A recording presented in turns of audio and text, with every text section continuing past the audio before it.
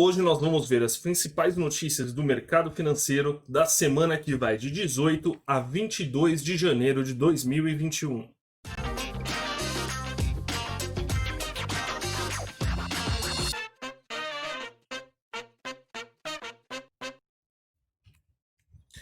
E aí, pessoal? Tudo bem com vocês? Meu nome é Leonardo Zeidan, sejam muito bem-vindos ao meu canal.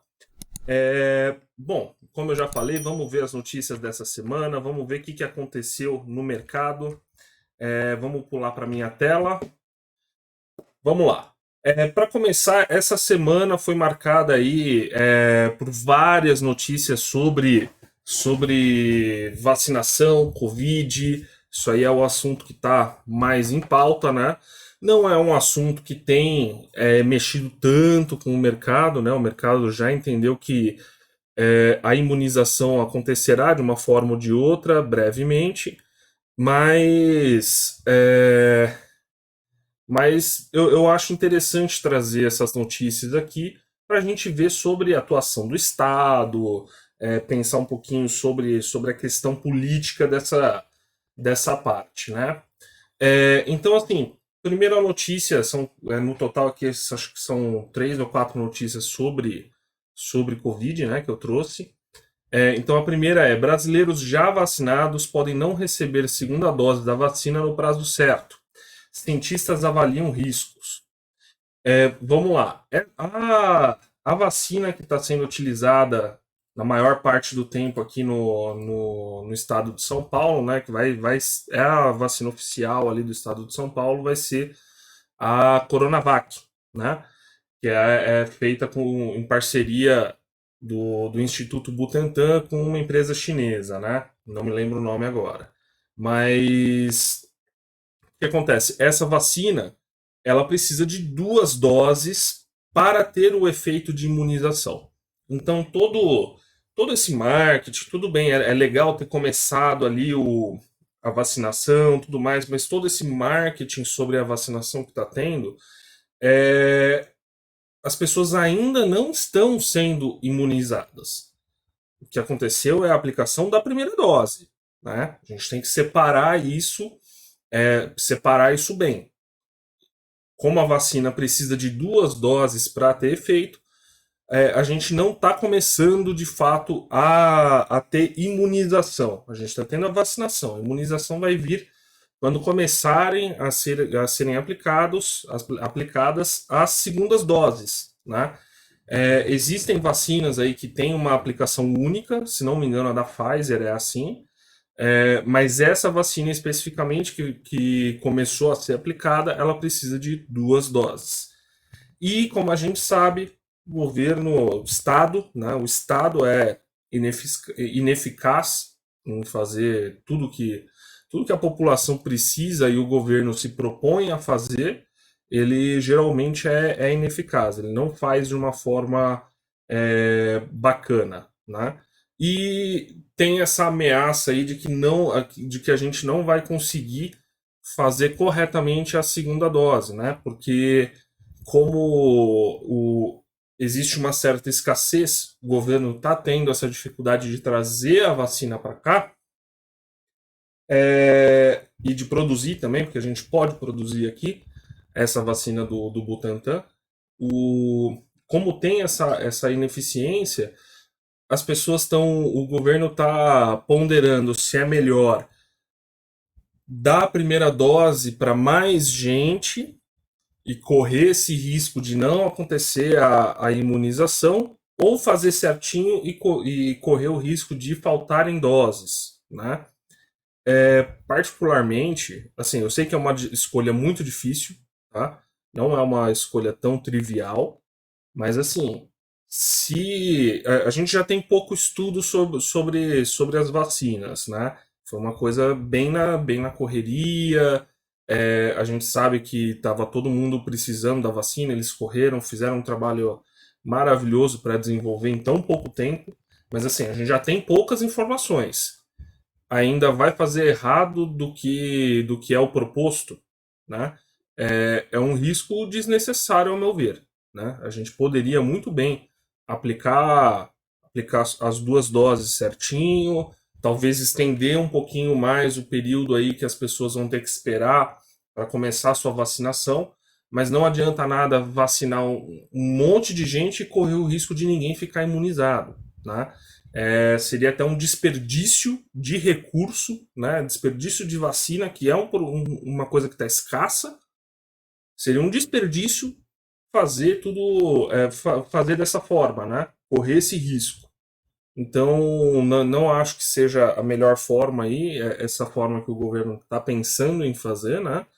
É, mas assim, fazer o quê, né? Vocês podem ver aqui, ó, no subtítulo, né? Grupos prioritários somam 14 milhões de brasileiros, né? Então, 14 milhões são só os grupos prioritários, aqueles que vão receber as primeiras doses, né? Que precisariam de 28 milhões de doses da vacina contra a Covid. E a gente não tem nem as 12,8 milhões iniciais, né? Então a gente não tem nem para começar que dirá para fazer a segunda dose. Mas enfim, eu particularmente, eu Leonardo, eu acho que o governo deveria sim abrir para grupos privados poderem comprar vacina por si próprios, né? Então, por exemplo, se, sei lá, um plano de saúde quiser, ó, a gente vai vender a vacina, e eles quiserem fazer todo o trâmite de importação, pagar e revender aqui dentro, meu, tinha que poder. Se eu quero pagar para receber esse produto, né? A vacina é um produto. Se eu quero pagar para receber logo, eu deveria poder, entendeu? Mas não, o governo ele está preocupado justamente em ter esse controle sobre tudo que é relacionado à vacina, então ele não deixa as entidades privadas correrem atrás da vacina por si próprias, né? Mesmo porque a Anvisa não está deixando, ela só está deixando os governos porque tem uma pressão enorme ali acontecendo em cima, né? E vocês já acompanharam aqui no canal todo esse imbróglio que está com a Anvisa, que dirá um grupo privado pedir para comprar a vacina e trazer para cá. Né? Então é o governo, mais uma vez, atrapalhando a nossa vida, né? Atrapalhando os nossos objetivos. E assim, faria todo sentido, sabe? Se eu quero pagar para receber logo a vacina, o governo só tem a ganhar, entendeu? Não tem por que falar, ah, não, mas tem que ser via governo, porque se as pessoas comprarem, o governo não vai conseguir comprar. Meu, as pessoas vão ser vacinadas de qualquer forma, pagando ou não. E querendo ou não, a vacina sai do nosso bolso. Só porque é o governo que está pagando não quer dizer que a gente não esteja pagando, né? A gente paga. Agora, se eu quiser, o governo provavelmente ele tá comprando isso num preço não tão absurdo, espero, né? Como tudo que eles fazem é sempre superfaturado, espero que a vacina não esteja sendo tão superfaturada, mesmo porque tá tendo muita mídia, né? Mas se eu quiser pagar o dobro do que eles estão pagando pela dose e quiser receber, eu deveria ter esse direito, entendeu? E as pessoas deveriam ter o direito. Eu tenho certeza que se o governo deixasse abrir para quem quiser tomar a vacina no particular, quiser pagar, meu, é melhor para o governo. É menos gente para ele ter que se preocupar em vacinar, entendeu? Mas enfim, isso é só uma coisa que vem me passando pela cabeça recentemente, né? É, Aí vamos lá. Sob pressão de caminhoneiros, o governo inclui categoria em grupo prioritário para vacinação da Covid-19. Isso é um absurdo, né? Isso aqui é ridículo. Tudo bem, a gente não estou falando que eles não mereçam. Todo mundo merece ter a vacina, né? Todo mundo deveria poder ser vacinado, né? Só que assim, o governo ceder a uma pressão porque a categoria tá falando que vai fechar, que vai parar e não sei o que, e querem a vacina. Então quer dizer que é na base da força que a gente vai conseguir? é quem consegue se organizar e parar o país, é quem vai receber a vacina, entendeu? Já achei um absurdo, por exemplo, incluírem a questão dos indígenas. Tudo bem que muita gente fala que eles têm um sistema imunológico menos desenvolvido, porque não vivem tanto em contato com as doenças, igual a gente vive aqui na cidade. Mas já achei que não é realmente um grupo prioritário. Não é igual um senhor de idade ali com 90 anos, com 80 anos, que precisa logo da vacina o quanto antes, né? E os caminhoneiros também. Para mim, o governo ceder a esse tipo de negociata aí, a esse tipo de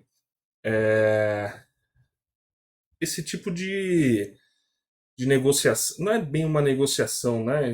Eu até esqueci a palavra para esse tipo de coisa, mas é ridículo, é uma chantagem, isso. O governo ceder esse tipo de chantagem, que não tem outra palavra, chantagem, é ridículo. Mas enfim, vamos lá.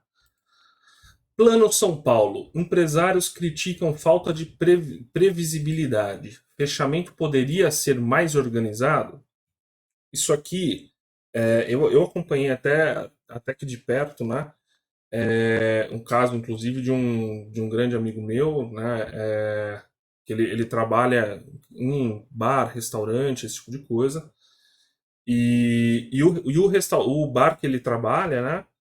É, é um bar muito grande, que possui ali tem muito estoque, tem todo um trabalho ali para eles fazerem as compras para o período certo. A gestão de estoque é bem complexa, a logística ali da coisa é bem complexa. E é aquela, numa semana está funcionando, na outra não pode mais funcionar, sem nenhum aviso, sabe? Eles simplesmente fecharam. Falaram, não, vamos fechar, mandar todo mundo embora, não dá para trabalhar dessa forma, entendeu? Então não adianta nada o governo. Ah, a gente agora vai passar para a fase roxa. E aí abre, deixa o pessoal trabalhar, dá 3 semanas, não, agora é fase lilás, não pode mais. E aí, de repente, todo aquele planejamento que o cara tinha feito, já tinha comprado estoque, já tinha. São produtos muitas vezes perecíveis, por exemplo.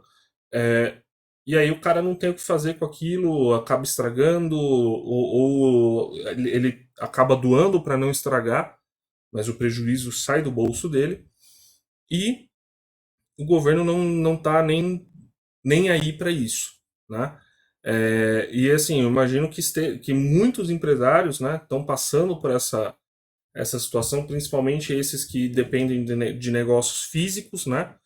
Então, essa questão de bares, restaurantes, lojas, coisas que têm produtos perecíveis, que o estoque é complicado de fazer, devem estar apanhando bastante para esse tipo de coisa, e sendo que não tinha tanta necessidade de fazer todo esse imbróglio. Meu, se quer fechar, fecha então, entendeu? Fala para todo mundo, ó, ninguém vai trabalhar, vai todo mundo fechar só quando sair a vacina. Pronto, acabou. Mas fica nessa de vai e vem, a pessoa fica sem saber e vai gastando, e cada vez que fecha, vai piorando a situação. E é isso, e não tem nem para quem a gente reclamar, né? É o Estado que está mandando acontecer tudo isso. Então é complicado. Vamos lá. Prorrogação do auxílio emergencial e flexibilização do teto de gastos têm altas chances de acontecer, dizem analistas. A prorrogação do auxílio emergencial eu não acho que tenha uma chance tão alta como eles estão falando, né? Mesmo porque tá todo mundo sabendo o quanto isso está quebrando o caixa, né, do país, né? Tá aumentando o nosso rombo. A flexibilização do teto de gastos é uma coisa que a gente já poderia até prever, né? Mesmo porque só na pandemia a gente já rompeu o teto de gastos, né? Teve que ter todo um movimento parlamentar ali para conseguir aprovar uma exceção ao teto de gastos para essa crise emergencial, mas isso quebra totalmente o propósito, né, do teto de gastos, que é justamente evitar o superendividamento, evitar o rombo nas contas públicas, né? E isso acaba sendo quebrado quando você passa esse tipo de exceção, né? Então, assim, a flexibilização ela já aconteceu, né? A gente já teve uma flexibilização a partir do momento que houve essa concessão de furar o teto de gastos por conta do coronavírus, né? Agora, pelo jeito, estão querendo flexibilizar um pouquinho mais, né? Não sei. Mas é aquela. Como eu já falei aqui, a principal preocupação do governo deveria ser justamente a austeridade fiscal, né? Você ter ali essa preocupação em gastar menos do que arrecada, né? E cada vez fica mais difícil fazer isso. Mas vamos confiar que nos próximos anos a gente vai conseguir botar isso para frente e ir aos poucos saindo do buraco, né? Agora vamos lá. O governo publica nova tabela do frete rodoviário com reajuste de até 2,51. Isso aqui vem de acordo aí com o que eu falei da greve dos caminhoneiros, né? Então, teve esse reajuste aqui, que é um pouquinho abaixo da inflação, né, se não me engano, é, justamente porque o IPCA acho que ele foi um pouquinho mais alto do que isso. Mas, enfim, é para acompanhar a inflação. Eu achei interessante trazer isso aqui para vocês, para mostrar o efeito da inflação, da inércia da inflação, né? Então, o que acontece? Os preços todos aumentam, né? E inclusive a próxima notícia também é sobre isso, salariômetro. O reajuste salarial ficou abaixo da inflação em dezembro. O reajuste mediano negociado foi de 4,3 em dezembro, enquanto o NPC, no acumulado de 12 meses, ficou em 5,2. Só que o que acontece? Tudo aumenta de preço, né? O custo de vida vai ficando mais caro, e aí depois vem certas medidas, por exemplo, reajuste dessa tabela de frete, que já não deveria existir, né? O preço de frete não deveria ser tabelado, mas enfim. Tabela de frete, salário, um monte de coisa, aluguel, por exemplo, é indexado muitas vezes pelo IGPM. Então tudo isso aumenta porque a inflação aumentou e isso gera mais inflação, né? Então a gente tem esse movimento de inércia da inflação. Eu acho interessante esse tipo de conceito, né? Eu acho interessante a gente trazer porque não é uma coisa. Depois que você pensa nisso, passa a ser uma coisa intuitiva, mas não é uma coisa que quando você pensa em inflação já vem na cabeça, né? Que justamente a inflação gera mais inflação. Então, agora o frete vai ficar mais caro, ou seja, o preço dos produtos vai ter que subir também, o salário vai ficar mais caro, ou seja, o custo da empresa para produzir aquele produto vai ficar mais caro e, consequentemente, o produto em si vai ficar mais caro, e tudo isso gera essa bola de neve que é a inflação, né? Então, a gente via muito esse efeito na época da superinflação, né? A gente via a inflação correndo solta. Isso aqui, para perder o controle, é rapidinho, né? É só um momento ali, um lapso de descontrole que, como é tudo travado, né? O Estado quer controlar tudo. Chega uma hora que a inflação pega, né? Mas faz muito tempo que a gente está conseguindo ter um controle bacana, né? O Banco Central, apesar dos pesares, consegue manter a inflação nos eixos. Vamos ver agora com todo esse problema que a gente teve esse ano, né? Vamos lá. Achei interessante também trazer essa notícia, porque você vai ouvir falar muito de DeFi. Como pode ganhar com isso, né? Essa DeFi é finanças descentralizadas aqui, né? São moedas paralelas que usam a mesma tecnologia ali do Bitcoin, né? Mas são essas stablecoins, né? E elas tentam ter cotações próximas do um para um com o dólar, né? Eu achei interessante trazer essa reflexão aí sobre essas moedas, porque é o seguinte, muita gente acha que o grande tchan, né, do Bitcoin é essa tecnologia da blockchain, né? Tudo bem, é uma tecnologia revolucionária, vai ser usada para muitas coisas, a gente já vê outras aplicações, já vê outras moedas surgindo, mas na verdade, o grande atrativo do Bitcoin é justamente ser uma moeda que não tem um controle de algum órgão, de alguma coisa assim. Ninguém nem sabe quem que criou de fato ali o Bitcoin. Tem um apelido, mas ninguém sabe quem é essa pessoa, né? Mas o que acontece? Como você tem ali uma escassez, que o Bitcoin ele tem um nível máximo de produção que vai ser feita, né? Porque a mineração é essa meio que produção desse Bitcoin. E tem um nível máximo.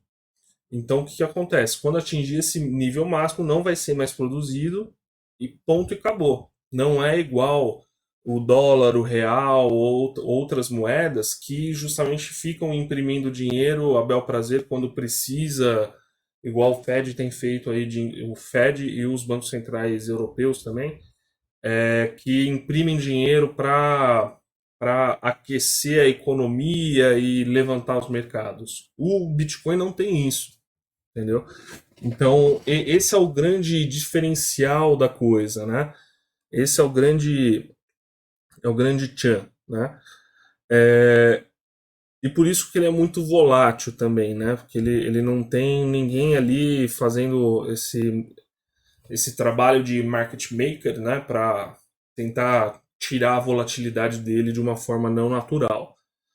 Em algum momento essa volatilidade vai diminuir e eu espero que em algum momento o Bitcoin ele comece a ser utilizado realmente como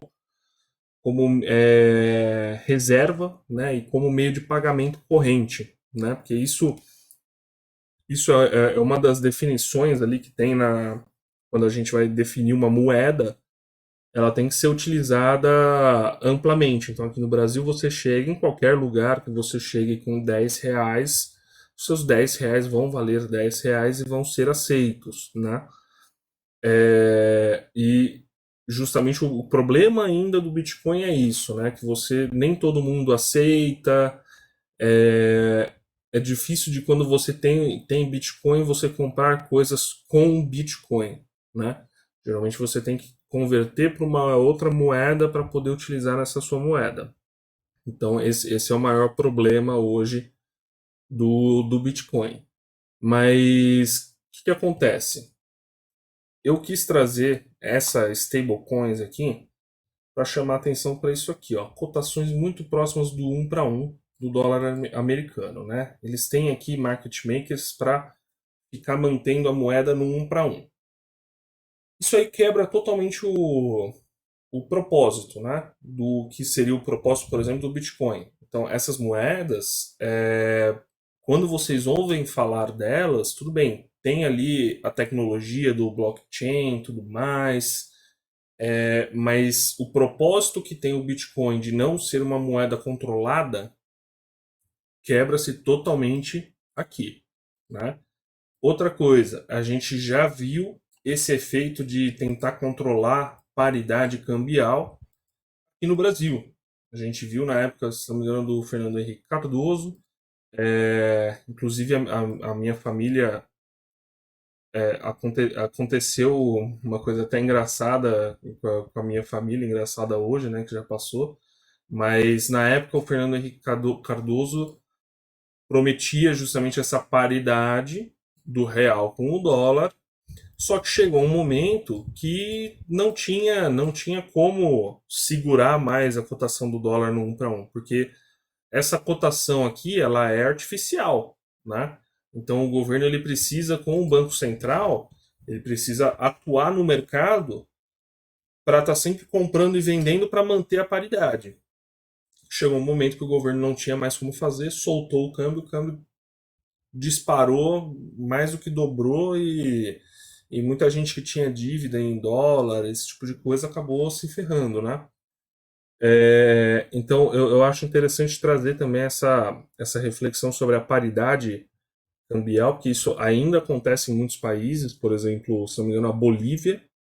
Lá eles tentam manter não é de 1 para 1, se não me engano, né? Mas eles tentam manter uma paridade ali no um nível fixo. E para isso eles precisam ter uma reserva muito alta, coisa que eles não têm mais tanta reserva, né? Tá, as reservas internacionais deles estão bem enfraquecidas e não sei se eles vão conseguir por muito tempo segurar esse câmbio fixo, né? Mas é um dos efeitos que a gente vê aí acontecer no, no câmbio fixo. E já que estamos falando de Bitcoin, deixa eu trazer essa outra notícia aqui. Bitcoin cai mais de 10% e o mercado de criptomoedas perde 100 bilhões de dólares em 48 horas. Né? Isso aqui é o que eu falei. O Bitcoin ele é extremamente volátil. Então, esses 10% que caiu tinha subido muito mais. Né? Se você pega o gráfico do Bitcoin, você vê que a volatilidade dele é absurda. Mas é justamente o que eu falei, porque ele ainda não se estabeleceu totalmente como uma moeda, né? E justamente você não tem esses controladores, né? Então essa volatilidade é normal. Não sei se tem muito espaço para ele subir o valor, né? Para crescer de valor, e nem quero aqui fazer previsões acerca disso, né? Eu acho que quando a gente investe no Bitcoin, não deveria ser necessariamente porque o Bitcoin daqui a 20 anos vai estar valendo X. Mas deveria ser para a gente ter uma reserva que ninguém pode sair imprimindo dinheiro e desvalorizando ela, né?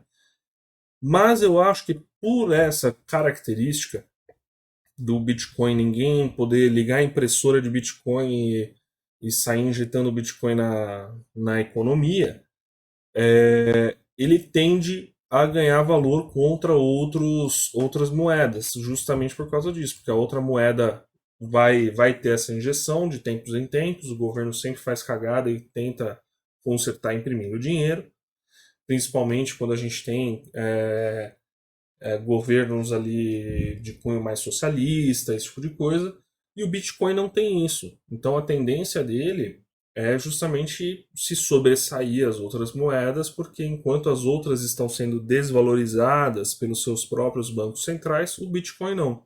Né? Mas, enfim, não sei se o preço justo é esse, se talvez ele caia, enfim, não tem como a gente saber agora. Mas é aquela, é muita especulação, ele é muito volátil, ainda não está sendo tão utilizado como meio de pagamento, né? Mas eu tenho fé de que um dia vai acontecer. Agora, uma notícia um pouquinho mais, não sei se feliz, né? Não sei. Mas o bilionário Jack Ma reapareceu, né? Então, inclusive, eu acho que eu trouxe notícias sobre esse caso anteriormente. O Jack Ma, que é dono do Alibaba, do grupo Alibaba, ele estava desaparecido já fazia um bom tempo, né? E tinha muita especulação sobre o motivo desse desaparecimento, né? Porque pouco antes dele desaparecer, ele tinha feito críticas ali ao governo chinês, né? Ele tinha feito algumas críticas e o governo chinês, na ocasião, inclusive, cancelou o IPO do Ant Group, né, que é uma empresa do Alibaba, né, e o governo chinês cancelou o IPO do Ant Group, e recentemente estavam saindo notícias de que o governo chinês é, ia tomar posse da empresa Alibaba, né? Ia pegar uma parte relevante para ter o controle sobre essa empresa. E muita gente estava preocupado, pô, mas o que aconteceu com o Jack Ma? Será que ele está vivo? Será que ele desapareceu? Será que ele fugiu? Será que tá, sabe-se lá o que aconteceu? Mas agora ele fez uma reaparição, né, num evento de caridade.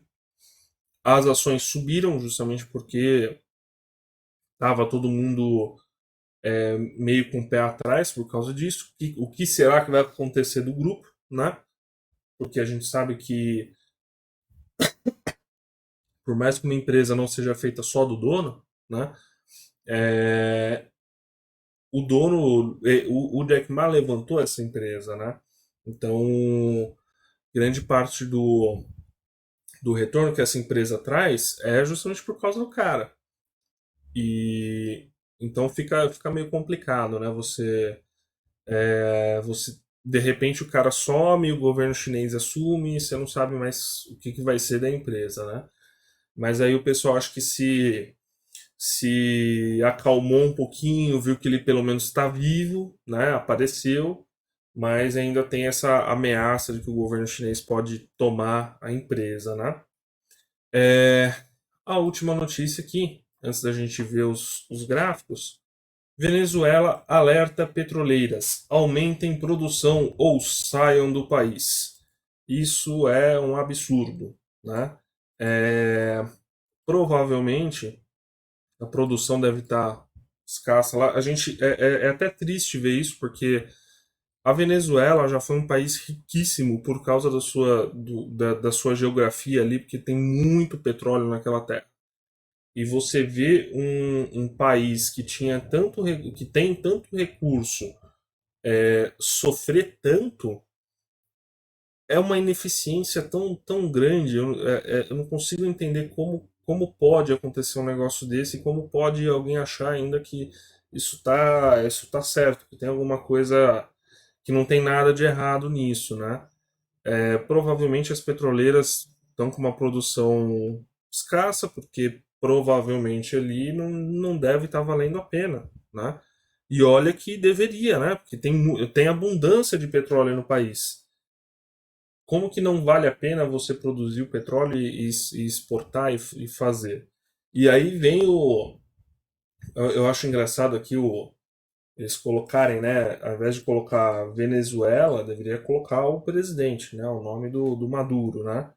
É, mandando os empresários aumentarem a produção, sabe? Meu, se eles não estão produzindo, tem algum motivo. Não adianta você falar, aumenta a produção porque eu estou mandando ou sai do país. O que vai acontecer é que muitos são capazes de sair mesmo do país. Porque se não está compensando, porque se eles pudessem aumentar a produção, você acha que é assim, a gente não está aumentando, a gente não está produzindo de birra? É porque tem algum problema aí, né?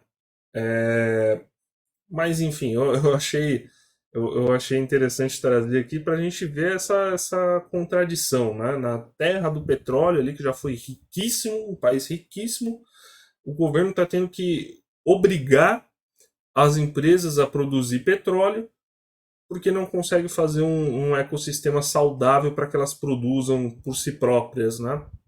É o cúmulo do absurdo, né? Vamos lá para os gráficos. Então, primeiramente aqui, o nosso índice Bovespa teve mais uma semana de queda, mas sem ser uma queda tão preocupante, né? Então, essa semana aqui teve uma queda ali aproximada de 2,5%, né? Mas reparem que foi só um retorno à média, tá vendo? Essa aqui é a média móvel de 9 períodos, né? E essa aqui é a média móvel de 21. A gente vê que teve esse movimento forte de alta, teve um rally de alta, né? Bateu aqui no topo, no 125 mil, e agora está retornando, movimento absolutamente normal, Não dá para a gente caracterizar isso aqui como uma reversão, tá, pessoal? Porque ele ainda tem espaço para cair até, ó, até aqui mais ou menos, tanto na média de 21 quanto nesse último topo aqui que foi deixado, ele pode cair até aqui, que seria absolutamente normal, tá? Seria só um sinal de continuidade, né? Dele formar mais uma onda e voltar a romper esses 125 mil. Ou pode ser, inclusive, que ele fique durante um tempo, como ele ficou aqui, ele fique durante um tempo aí andando de lado, com preguiça, né?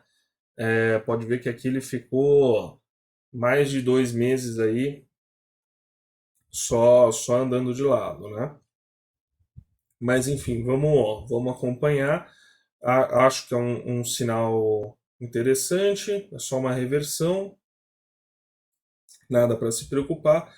Talvez eu me preocuparia mais com esse esticamento aqui que em pouco tempo subiu aí 33%, máxima histórica, né? Rompeu aqui essa máxima. Eu me preocuparia disso aqui estar sobrecomprado, né? Que a gente fala.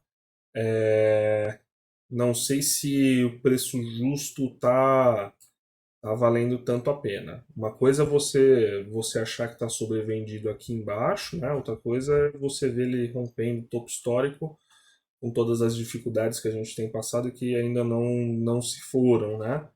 Mas enfim, talvez eu esteja errado. Vamos lá agora para o dólar. O dólar, como eu já falei, desde julho, agosto, eu venho falando que eu acho que 5,32 é o novo, é um ponto de equilíbrio ali, né? E vocês podem ver que ele vem andando de lado desde aquela época. Só ele sai da média, volta para a média, rompe, vai e fica nessa faixa, né? Então pode ver que ele chegou a bater 5,80 ali, chegou a bater aqui os 5 e vai ficar nessa faixa. Não é uma volatilidade como você vê aqui, mas mesmo assim é uma certa estabilidade, né? Então nessa última semana ele teve um movimento aí de alta, mas como na semana anterior teve um movimento também de uma intensidade praticamente igual de baixa, você vê que acabou ficando elas por elas, né? Tá nessa região aqui desde o começo do ano e vamos ver nas próximas semanas qual que vai ser o movimento. Aqui não dá necessariamente para a gente saber para onde que vai. Mas o que acontece? Se ele pegar nas próximas semanas e cair para cá e romper esse fundinho aqui, pode caracterizar como um início de um movimento de baixa, tá vendo? Ó? Cai, bate no fundo, sobe, não rompe o topo anterior, né? Cai e se romper o fundo, pode caracterizar um movimento de baixa, pode ser um ponto interessante de venda, né? Já se ele voltar aqui para o topo, a gente não teria tanto um movimento aí de alta, né? O certo seria ele voltar, romper esse topo, voltar para baixo, não conseguir romper esse fundo e romper de novo o topo. Aí você pode falar, não, é um pivô aqui de alta, é uma tendência de alta. Mas só dele encostar aqui ou romper um pouquinho aqui não quer dizer que é um movimento de alta, tá? Quando a gente vê um movimento de alta, ele é basicamente como aconteceu aqui, ó. Começou aqui, bateu, fez um topo. Voltou, montou esse suporte aqui, né? É resistência e suporte. Subiu, rompeu a resistência e na volta não conseguiu romper o suporte. e aí é um sinal de alta. Aqui não se concretizou tão fortemente, ele chegou a bater só mais um pouquinho e voltou, devolveu tudo. Mas isso aqui é uma configuraçãozinha de alta, tá vendo? Ó? Aqui a gente precisaria ter esse primeiro recuo que ele não volte para esse suporte. Mas enfim, acho que já falei demais. Vamos voltar aqui para minha tela. Bom, se vocês gostaram desse vídeo, pessoal, não se esqueçam de deixar o like, se inscrever no canal, isso ajuda demais, tá? A divulgação do trabalho, a motivação para a gente continuar fazendo conteúdo aqui. Não, se vocês tiverem qualquer dúvida, qualquer coisa, um comentário, podem deixar nos comentários, podem me mandar nas redes sociais, podem entrar em contato comigo. Se tiverem qualquer dúvida, qualquer reclamação, elogio, até uma sugestão, eu sou super aberto, tá? Podem falar comigo. E por hoje é isso. Até a próxima. Tchau, tchau.